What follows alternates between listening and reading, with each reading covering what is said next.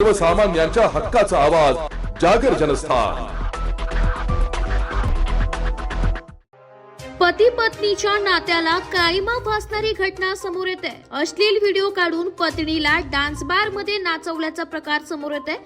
पती पत्नीच्या नात्याला काळीमा फासणारी धक्कादायक घटना पंचवटी भागातील हिरावाडी येथे घडली।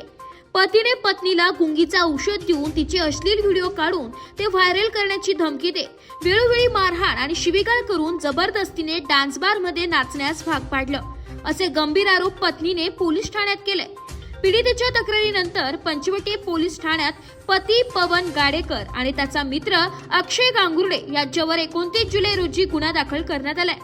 पंचवटी पोलीस ठाण्याचे उपनिरीक्षक प्रकाश नेमाणे यांनी आज दिनांक 1 ऑगस्ट रोजी दुपारी 2 वाजता प्रसार माध्यमांना अधिक माहिती दिली आहे।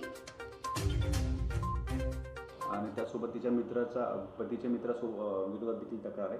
काय नेमकं प्रकरण? यामध्ये पीडित महिला ही मूळ ठाण्याची आहे। तिला नाशिकमध्ये दिलेला आहे।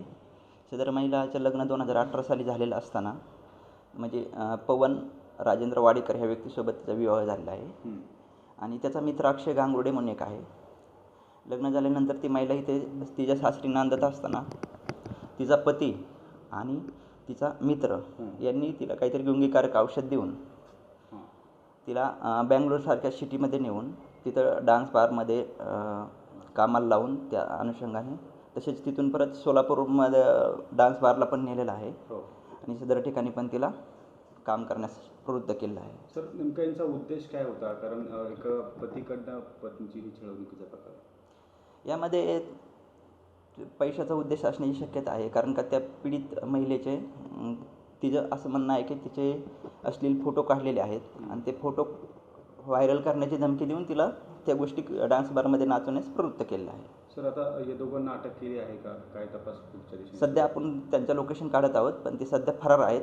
लागलीच त्यांचा शोध घेऊन अटक करणे तजवीज ठेवली आहे। महिलेकडनं अजून काय काय माहिती समोर येते चौकशी दरम्यान?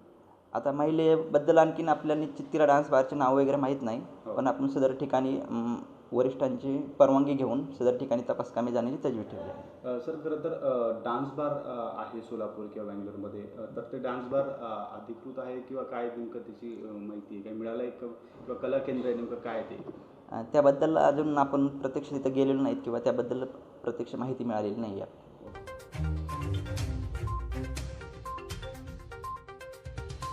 जागर जनस्थान करिता संदीप नवसे, नाशिक।